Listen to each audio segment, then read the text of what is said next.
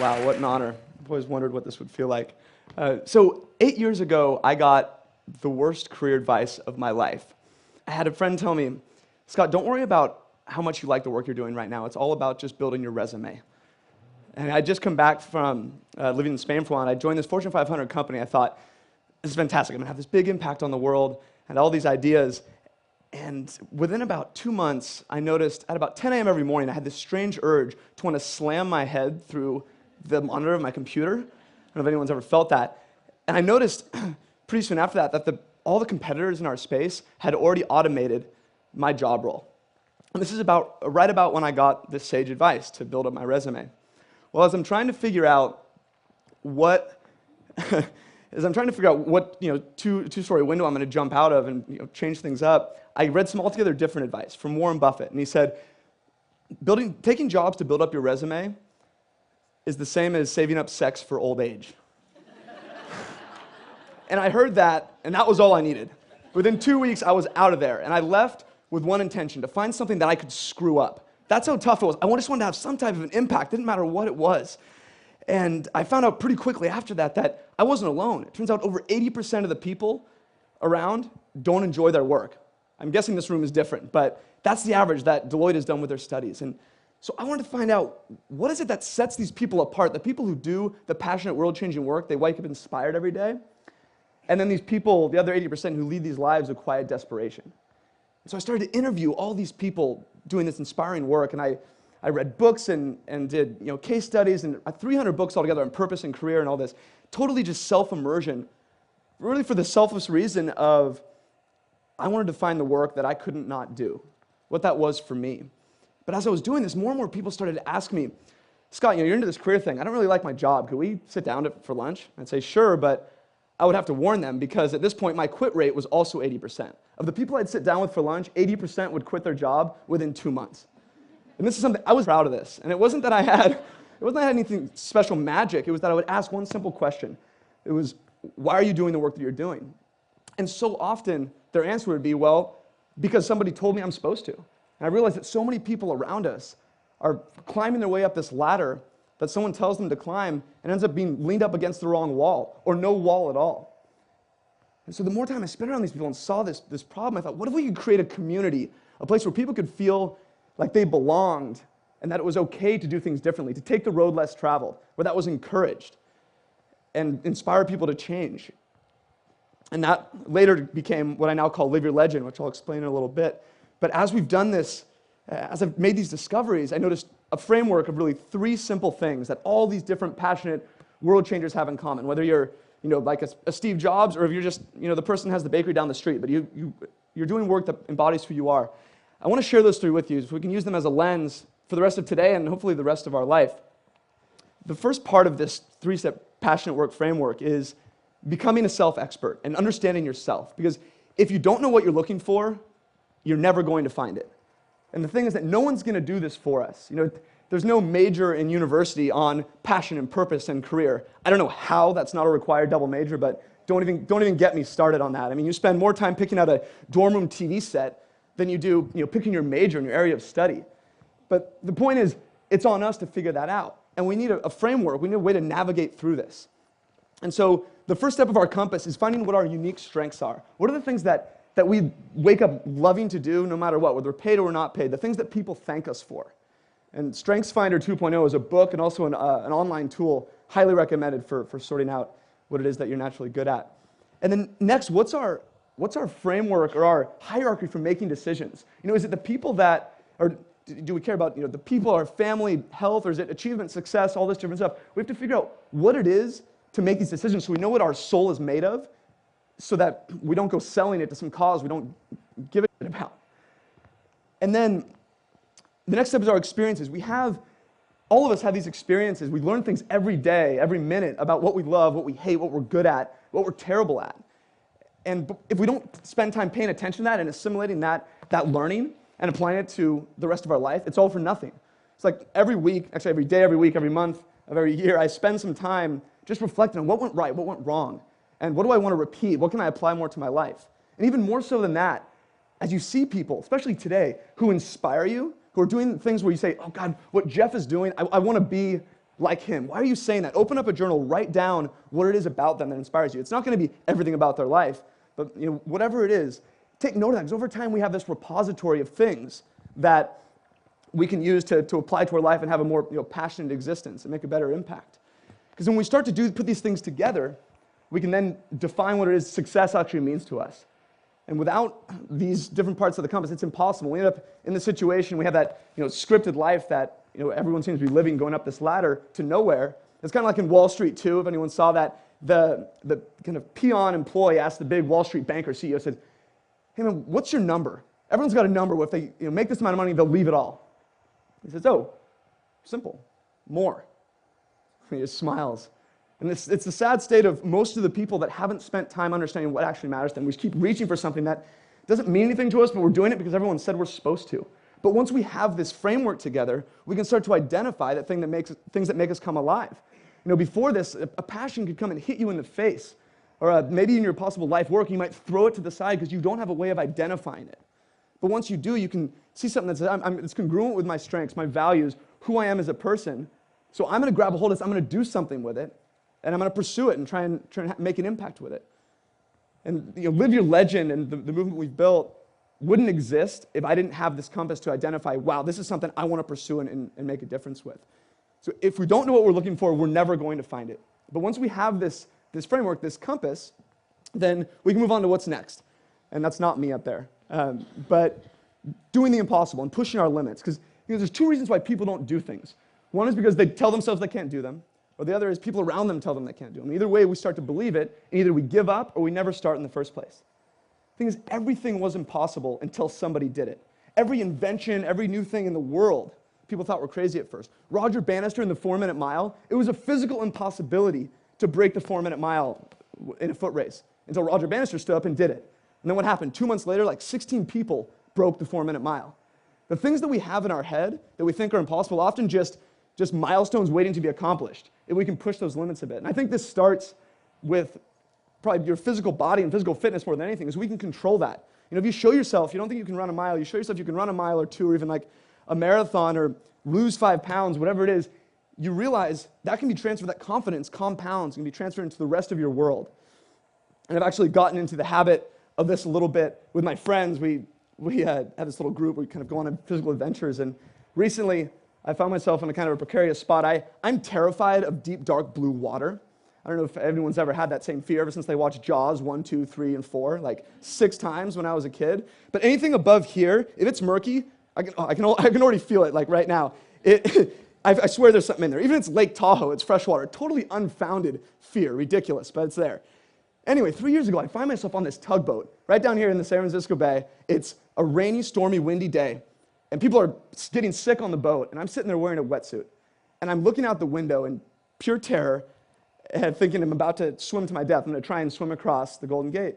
And my guess is some people in this room might have done that before. And I'm sitting there, and my buddy Jonathan would talk me into it. He comes up to me, and he could see the state I was in. And he comes up and says, "Scott, hey man," he's like, "what's the worst that can happen?" He's like, "You're wearing a wetsuit, you're not going to sink." He's like, "and if you can't make it, just hop on one of the 20 kayaks. Plus, if there's a shark attack, why are they going to pick you over the 80 people that are in the water?" I said, "Oh, thanks, that helps." He's like, "No, but really, just have fun with this." He's like, "Good luck." And he dives in, swims off. I'm like, okay. It turns out the pep talk totally worked. I just felt this total feeling of calm. And I think it was because Jonathan was 13 years old. And of the 80 people swimming that day, 65 of them were between the ages of 9 and 13. Think for a second how you would have approached your world differently. If at 9 years old, you found out you could swim 1.5 miles in 56-degree water from Alcatraz to San Francisco. What would you have said yes to? What would you have not given up on? What would you have tried? As I'm finishing this swim, I get to Aquatic Park, and I'm getting out of the water, and of course, half the kids already finished, so they're cheering me on, and they're all excited. And I got total popsicle head, if anyone's ever swam in the bay, and I'm trying to just thaw my face out, and I'm watching people finish.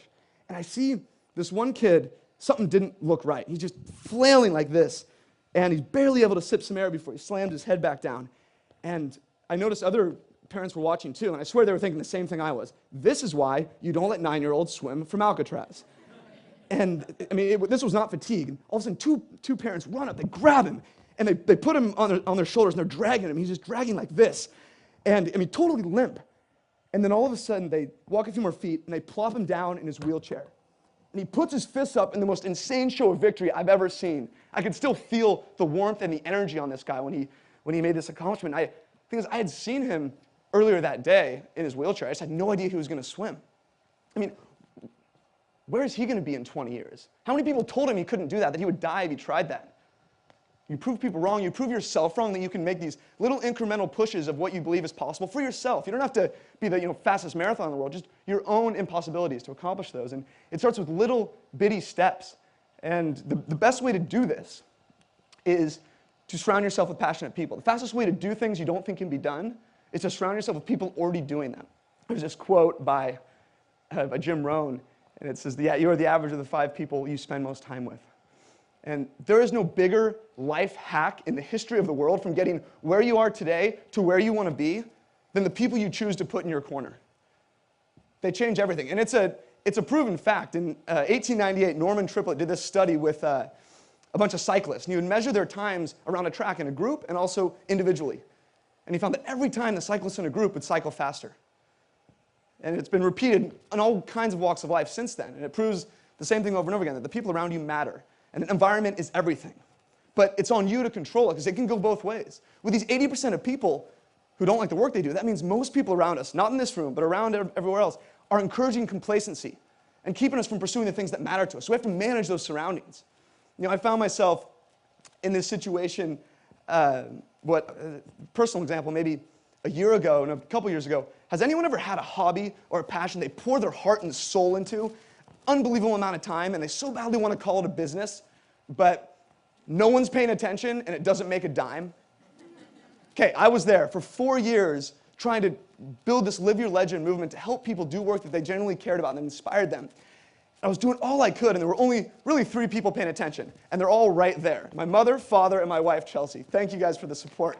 But and this is how badly I wanted it, but it grew by 0% for 4 years. And I was about to shut it down. And right about then, I moved to San Francisco and started to meet some pretty interesting people that had these crazy lifestyles of adventure, of businesses and websites and blogs that surrounded their passions and helped people in a meaningful way. And one of my friends, now he has a family of 8, and he supports his whole family with a blog that he writes for twice a week. They just got back from a month in Europe, all of them together. This stuff blew my mind. It's like, how does this even exist? And I got unbelievably inspired by seeing this. And instead of shutting it down, I decided, let's take it seriously.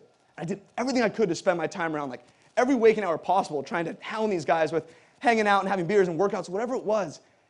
And after 4 years of zero growth, within 6 months of hanging around these people, the community at Live Your Legend grew by 10 times.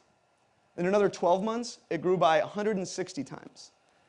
And today, over 30,000 people from 158 countries use our career and connection tools on a monthly basis. And those people have made up that community of passionate folks who inspire that possibility that I dreamed of for Live Your Legend so many years back. The people change everything. And this is why, you asked what was going on. Well, for 4 years, I knew nobody in this space. And I didn't even know it existed, that people could do this stuff and you could have movements like this.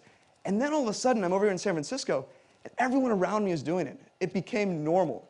So my thinking went from, how could I possibly do this, to how could I possibly not? And right then, when that happens, that switch goes on in your head, it ripples across your whole world. And without even trying, your standards go from here to here. You don't need to change your goals or anything. You just need to change your surroundings. That's it. And that's why I love being around this whole group of people, why I go to every TED event I can and watch them on my iPad on the way to work, whatever it is, because this is the group of people that inspires possibility. We have the whole day to spend together and plenty more. Sum things up in terms of these 3 pillars. They all have one thing in common more than anything else. They are 100% in our control. No one can tell you you can't learn about yourself. No one can tell you you can't push your limits and learn your own impossible and push that. No one can tell you you can't surround yourself with inspiring people or get away from the people who bring you down. You can't control a recession. You can't control getting fired or getting in a car accident. Most things are totally out of our hands. These 3 things are totally on us. And they can change our whole world if we decide to do something about it. And the thing is, it's starting to happen on a widespread level. I just read in Forbes, the US government reported for the first time in a month where more people had quit their jobs than had been laid off. And I thought this was an anomaly, but then it's happened 3 months straight. In a time where people claim it's kind of a tough environment, people are pretty much giving a middle finger to this scripted life. The things that people say you're supposed to do in exchange for things that matter to them and do the things that inspire them. And the thing is, people are waking up to this possibility that really the only thing that limits the possibility now is imagination. That's not a cliche anymore. Like, I don't care what it is that you're into, what passion, what hobby. If you're into knitting, you can find someone who is killing it knitting. And you can learn from them. It's wild. And that's what this whole day is about, to learn from the folks speaking. And what we profile these people and live your legend every day, because it shows people, when ordinary people are doing the extraordinary, and when you can be around that, it becomes normal. And this isn't about being, Gandhi or Steve Jobs doing something crazy. It's just about doing something that matters to you and makes an impact that only you can make. Speaking of Gandhi, he was a recovering lawyer, as I've heard the term. And he was called to a greater cause, something that mattered to him he could not do. And he has this quote that I absolutely live by. First they ignore you, then they laugh at you, then they fight you, and then you win. Everything was impossible until somebody did it. You can either hang around the people who tell you it can't be done until you're stupid for trying, or surround yourself with the people who inspire possibility. The people who are in this room. Because I see it as our responsibility to show the world that what's seen as impossible can become that new normal. And that's already starting to happen. For us to do the things that inspire us so we can inspire other people to do the things that inspire them. But we can't find that unless we know what we're looking for. We have to do our work on ourselves, be intentional about that, and make those discoveries.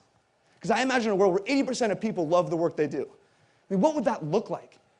What would the innovation be like? How would you treat the people around you? Things would start to change. And as we finish up, I have just one question to ask you guys, and I think it's the only question that matters. And it's, what is the work you can't not do? Discover that. Live it. Not just for you, but for everybody around you. Because that is what starts to change the world. What is the work you can't not do? Thank you, guys.